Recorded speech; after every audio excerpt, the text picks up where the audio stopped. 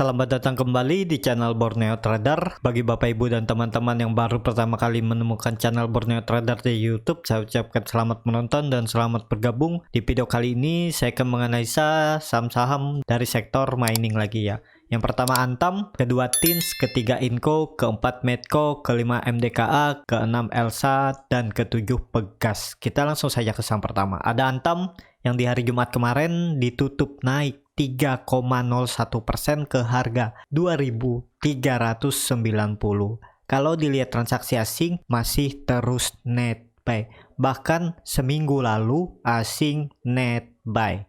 Kalau dilihat dari broker summary-nya, Antam biasa aja ya, antara akumulasi dan distribusi nggak ada terlihat yang signifikan perbedaannya. Kita langsung saja ke teknikalnya. Tapi sebelum kita ke teknikalnya, saya mau lihat dulu untuk harga nikel saat ini. Harga nikel saat ini lagi koreksi dan membuat base lagi. Ini dia membuat base di range agak sempit. Dan kemungkinan ini hapus karena candle di tanggal 16 April ini turunnya cukup dalam. Jadi kemungkinan nikel akan uji base-nya ini. Jadi kalau dipertahankan harusnya ada pantulan di daerah 1200 nih dan kembali ke atas karena nikel membuat gap saat turun di tanggal 12 April. Ini agak gap kecil ya. Jadi harga nikel kemungkinan juga minggu ini akan rebound selama bertahan di atas resisten base awalnya ini ya, di area bottomnya ini. Jadi ya kalau kita lihat Antam juga sepertinya minggu ini ada peluang kembali menguji 2400 sampai 2450, menguji resisten base-nya ini ya. Ini kan juga Antam bergerak sideways atau konsolidasi di range harga supportnya 2180, resistennya 2400 sampai 2450. Dan 4 candle Antam terus naik. Satu hari koreksi, volumenya kecil. Saat dia naik kemarin juga volumenya besar. Jadi ya harusnya peluang Antam minggu ini lanjut. Tapi sangat perlu hati-hati yang trading, yang punya dari daerah bawah, pasang trading stop, jaga-jaga takut Antam berbalik arah ke bawah. Karena lihat nikel merah ya.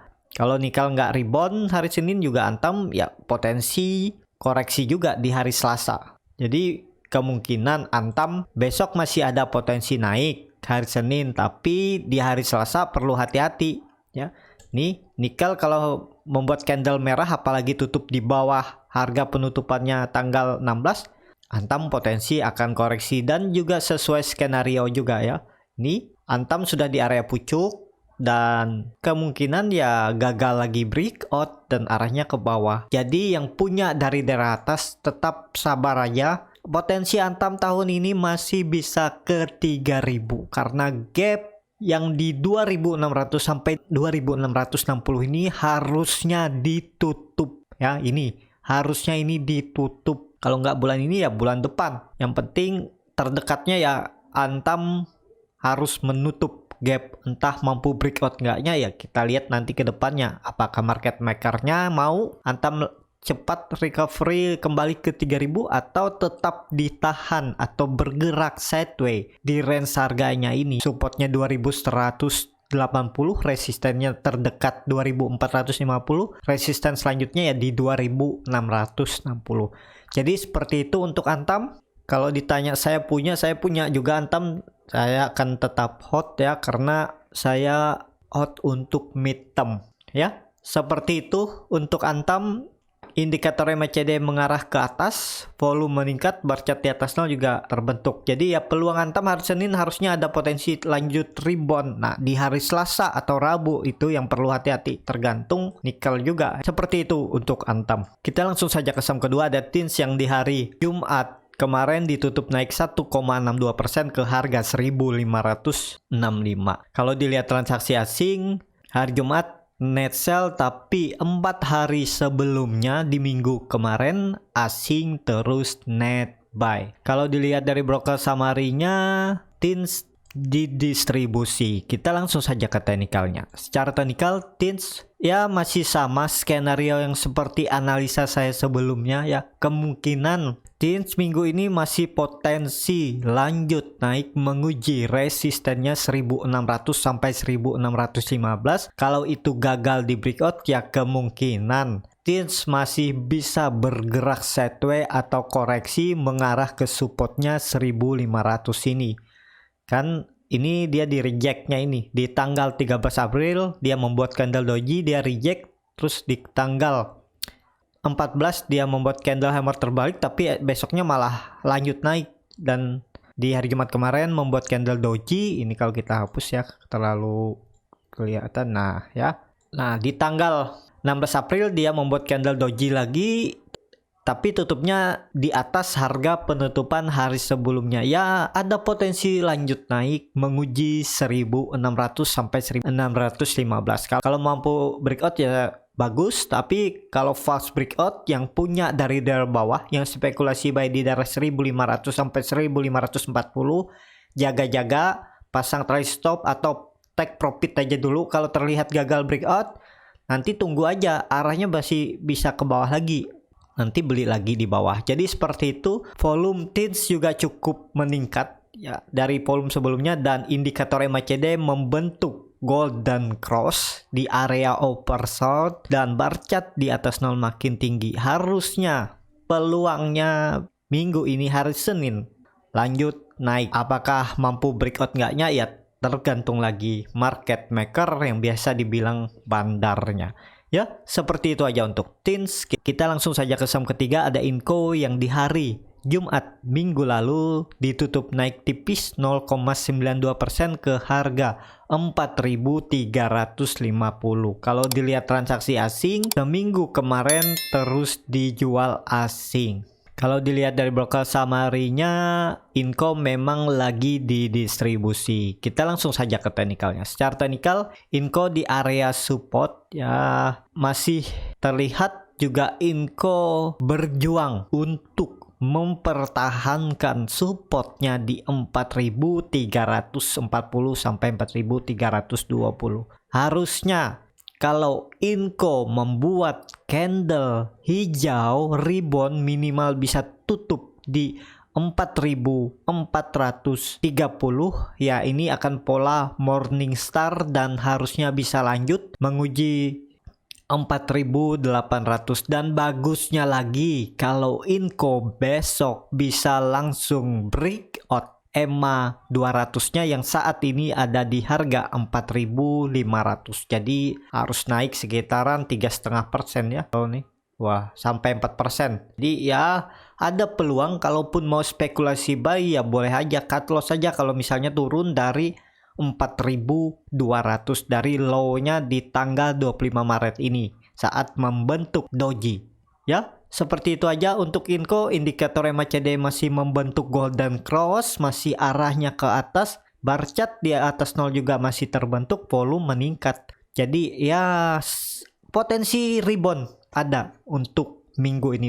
Kalau nggak Senin, Selasa ada potensi ke atas untuk Inco. Ya, seperti itu aja untuk Inco. Yang punya dari atas harap sabar ya, karena kalau nggak pakai cut loss ya gak ada cara lain, ya harus sabar. Apakah Inco bisa balik ke atas? Sangat bisa dan sangat berpotensi, tapi time frame-nya saya targetkan ya sampai akhir tahun lah ya. Yang penting sabar, dan juga terlihat Inco sudah bergerak sideways ini sebulan lebih. Harusnya memang bertahan Inco, karena 4.300 ini adalah neckline yang terbentuk dari 2014. Jadi sudah 7 tahun dan harusnya memang dipertahankan. Ya, seperti itu aja untuk Inco. Kita langsung saja ke saham keempat. Ada Medco yang di hari Jumat kemarin ditutup terkoreksi 0,86% ke harga 5.575. Kalau dilihat transaksi asing, net buy. Kalau dilihat dari broker summary-nya, Medco didistribusi. Kita langsung saja ke teknikalnya. Secara teknikal, Medco juga masih bergerak di range sideway-nya supportnya 555 dan resistennya 600, dan di hari Kamis terlihat Medco gagal breakout dari 600 dan besoknya dia turun lagi, melanjutkan penurunannya di hari Kamis. Jadi untuk minggu ini ya potensi Medco ini kan di pertengahan, di area pertengahan, jadi ada potensi turun juga dan potensi naik. Apakah bisa spekulasi buy di harga sekarang? Kalau dilihat seperti ini, harga tanggung, kalaupun mau 50-50 ya, risk rewardnya 1:1 ya boleh aja nih. Cut lossnya anggap aja di 545, sekitar 5%. Target profitnya kalau beli di harga sekarang hampir sama ini ya, ini 4,6 sampai 4,5. Jadi seperti ini. Tapi kalaupun mau nawar lebih bawah juga boleh, jaga aja di daerah support. Tapi resikonya ya bisa ketinggalan kalau ternyata Medco rebound ya. Jadi strategi trading plan juga punya kelebihan dan kekurangannya masing-masing. Kalau beli di harga pertengahan nih kelebihannya nggak ketinggalan kalau dia rebound, tapi resikonya lebih besar. Beli di daerah bawah resiko kecil, tapi kekurangannya ketinggalan kereta. Ya disesuaikan dengan profil resiko masing-masing. Jadi seperti itu aja untuk Medco.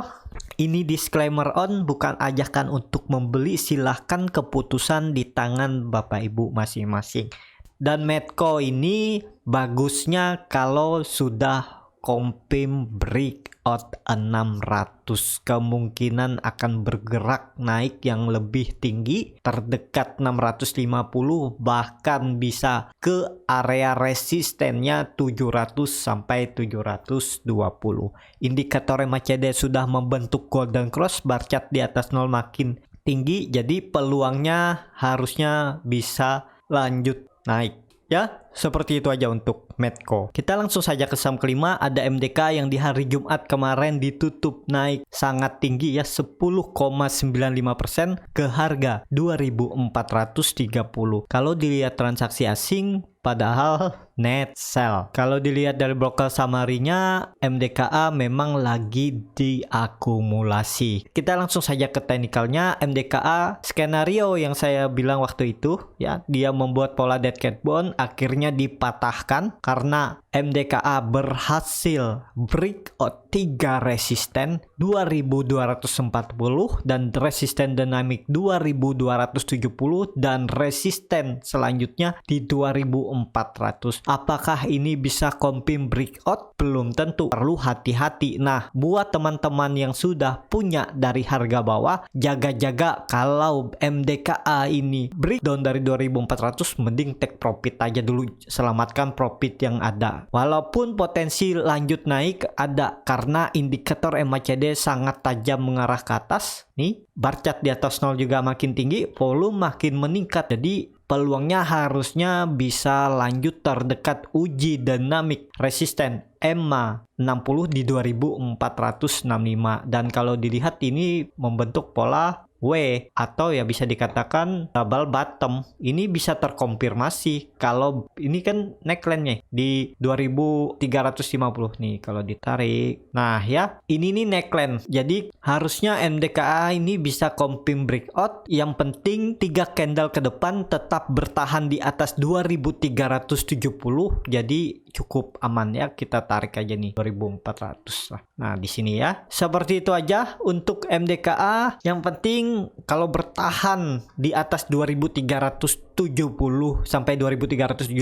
cukup aman untuk MDKA. Apabila yang punya dari bawah ya pasang trailing stop, jaga-jaga aja karena profitnya juga cukup besar kan. Kalau misalnya beli baru kemarin di hari Kamis atau Jumat kan udah 10% nih profitnya. Jadi yang penting pasang trailing stop, jaga-jaga ya. Seperti itu aja untuk MDKA. Arah selanjutnya uji dinamik EMA 60 terus ke 2600, dan juga MDKA ini range sideway-nya cukup lebar dan karakternya memang sering membuat candle body yang panjang ya. Nih di tanggal 21 Desember bodinya sangat panjang, 29, 1 Februari dan ini dia membuatnya harusnya ini bisa lanjut, tapi sangat perlu hati-hati sama MDKA ya. Kadang dia membuat candle panjang itu terus dia langsung koreksi lagi, dan koreksinya cukup dalam. Ini kan terlihat karakternya juga seperti itu, cuman di tanggal 29 dan 1 Februari aja dia lanjut, dan ini langsung baru di lusa dia membuat candle koreksi. Jadi bisa seperti itu. Kalau besok lanjut naik, siap-siap perlu hati-hati. Di hari Selasa atau Rabu ya ada potensi koreksi. Bisa juga besok MDKA malah koreksi. Jadi seperti itu. Apakah bisa spekulasi buy? Ini resikonya sangat tinggi ya, karena karakter MDKA ini. Jadi ya saya bilang ini resiko tinggi kalau baru mau beli. Tapi kalau Bapak Ibu siap yang tipe-tipe risk taker ya harus siap cut loss. Misalnya kalau MDKA mendekati harga ARB akan cut loss. Bisa seperti itu juga ya. Seperti itu aja untuk MDKA. Kita langsung saja ke saham ke-6. Ada Elsa yang di hari Jumat ditutup terkoreksi 0,58% ke harga 338. Kalau dilihat transaksi asing, net sell. Kalau dilihat dari broker summary-nya, Elsa diakumulasi walaupun nggak signifikan. Kita langsung saja ke teknikalnya. Secara teknikal, Elsa juga masih berjuang 2 kali menguji 350 dan gagal. Tapi bagusnya Elsa di hari Jumat tutupnya sama harga penutupan candle di tanggal 14 April. Jadi ada potensi untuk kembali uji atau ke atas, ke resisten, menguji 350. Tapi kalau Elsa melanjutkan penurunan ya siap-siap dibawa sampai 326. Apakah bisa spekulasi buy Elsa? Ya kalau Bapak Ibu mau, tapi ini disclaimer on ya bisa aja cut loss aja nih. Misalnya turun dari 320 cut loss dan target profitnya tapi lebih kecil ya. Risk rewardnya nggak sesuai. Tapi kalau mau ya boleh. Atau nawar aja besok kalau dia agak turun, beli di dekat bawah, bisa juga seperti itu. Atau nunggu di supportnya ini aja. Jadi seperti itu. Untuk Elsa juga sudah membentuk golden cross, bar chart di atas 0 juga terbentuk. Ya harusnya ada peluang rebound besok atau hari Selasa. Jadi seperti itu untuk Elsa. Ya harusnya memang 320 dipertahankan karena itu neckline. Dan kalau itu di breakdown, arahnya bisa sampai 300. Saya targetkan 300 nih ya, ke EMA 200-nya ini. Ya, seperti itu aja untuk Elsa. Kita langsung saja ke saham terakhir. Ada Pegas yang di hari Jumat kemarin ditutup terkoreksi 2,48% ke harga 1175. Kalau dilihat transaksi asing, net sell. Kalau dilihat dari broker summary-nya, Pegas sedikit diakumulasi. Kita langsung saja ke teknikalnya. Secara teknikal, Pegas ternyata rebound kemarin cuman pullback biasa ya, terus 2 hari dia koreksi lagi, dan juga ini bisa aja terbentuk base. Ini nanti akan membentuk base di sini. Nah ya, gap ini belum ditutup. Apakah ditutup? Harusnya ditutup dalam waktu dekat. Yang penting Pegas nggak breakdown dari 1150. Kemungkinan besar gap di tanggal 12 April akan ditutup. Apakah gap di tanggal 9 April akan ditutup juga? Harusnya bisa. Tapi time frame-nya mungkin 1-2 bulan ke depan. Ya, yang penting sabar yang punya dari atas, asalkan Pegas bertahan di atas 1100 sampai 1150, sangat berpotensi kembali ke atas. Dan juga Pegas ini kan di area kritikalnya. Ini kan terlihat nih juga ya. Dia sering membuat base, ini base-nya, dan nih juga ya.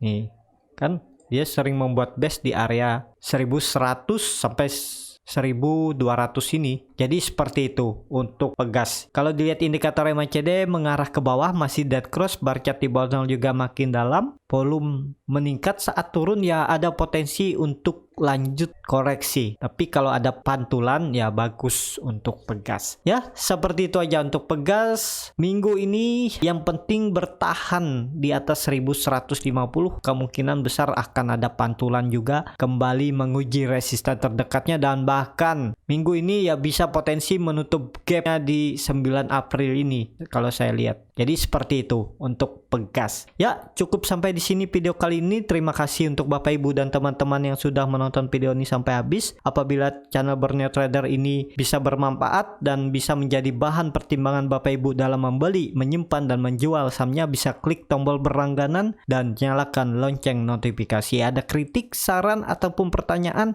bisa langsung tinggalkan di kolom komentar. Bagi Bapak Ibu dan teman-teman yang baru belajar trading, masih bingung memilih saham, bingung membuatkan trading plan, dan bingung cara mengatur portofolio, Bapak Ibu bisa join trading bersama Borneo Trader. Nanti saya infokan saham-saham yang berpotensi dan buatkan trading plan-nya beserta chartnya. Kalau tertarik bisa DM Instagram Borneo Trader, R-nya ada di belakang, atau klik link yang ada di deskripsi chat admin Telegram. Sampai ketemu di video selanjutnya dan terima kasih.